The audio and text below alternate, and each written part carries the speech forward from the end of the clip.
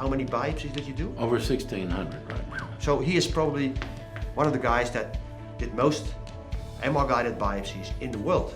Even in our center, the individual radiologist did not perform as many biopsies as you did. So Joe really is at the forefront of in-bore biopsy. And of course you are looking at your results, Joe. That's important. When a radiologist is performing a new technique, you always should look, what's the outcome?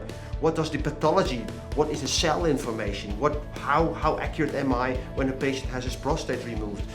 What was the correlation between my image and the final pathology? That's important to know. How good are you? That's actually, somebody is watching you how you drive. So, and that's what he do. Now, you can be proud on it because you mentioned it to me, but mention to the audience and just how good are you?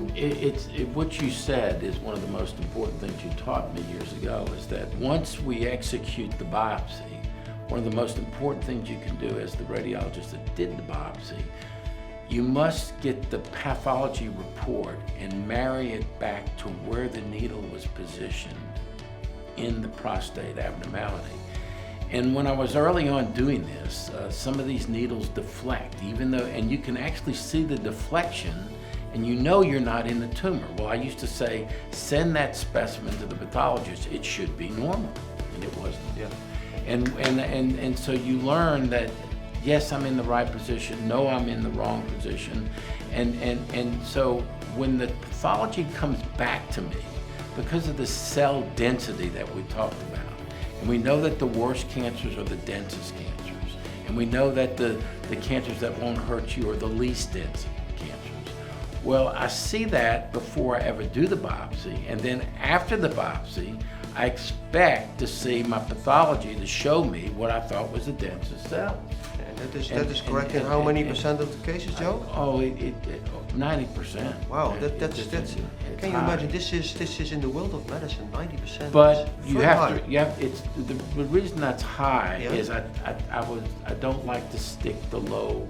There are low-grade cancers that I see that if I stuck them, or smaller cancers, that would be much lower than that. In the future, I think. We have to take our sensitivity higher and start sticking things that will be negative. No, I think what you say is right. You should try to find the most aggressive part of the tumor and stick the needle there.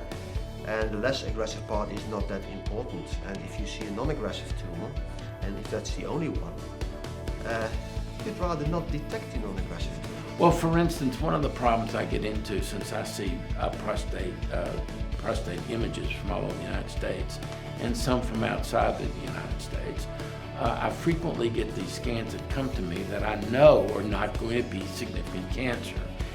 But the original report from the original radiologist says it is cancer. Mm-hmm. So cancer. it's significant cancer. So I am forced to biopsy that patient, and thank God it comes back insignificant.